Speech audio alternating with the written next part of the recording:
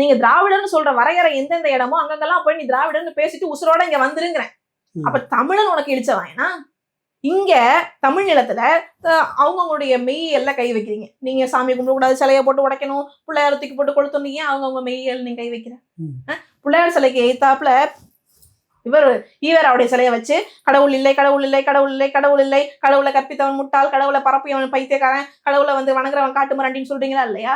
இதையே போய் நான் கேட்கிறேன், மானமுள்ள தீகா தலைமை ஐயா வீரமணி, ஐயா இறால் மீசை, ஐயா மடக்கு மீசை சுபவி இவங்கெல்லாம் போய் திருப்பதி தேவஸ்தானத்துல, திருப்பதி ஏழுமலையான் கோயில் வாசல்ல இன்னும் கூண்டு ஈவேராவுடைய சிலையை கொண்டே வச்சுட்டு நீ வந்துடும் பாப்போம். வந்துருவீங்களா? இங்க பேசுறீங்க, அங்கேயும் உங்க பொண்டாட்டிமார் பூரா போய் 10 லட்சம் 15 லட்சம் பணம் கொடுக்குறாங்க.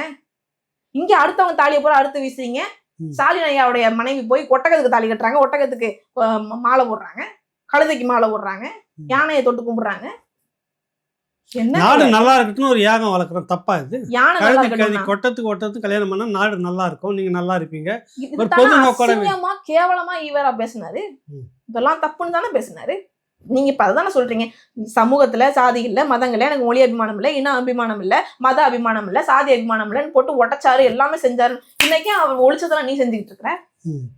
அதை பத்தி கேள்வி கேட்டா, ஊழலை பத்தி கேள்வி கேட்டா, நாங்க பெரியார் கருப்பு போர்வையை போத்திடுற போறவையெல்லாம் பொசுங்கி போச்சுப்பா. இப்படி பேசுறதுக்கு எல்லாம் காரணம் அந்த ஊழல் வெளியே பற்ற கூடாதுன்றதுக்கு தான் இதெல்லாம் பேச வைக்கிறாங்க. எப்பப்பெல்லாம்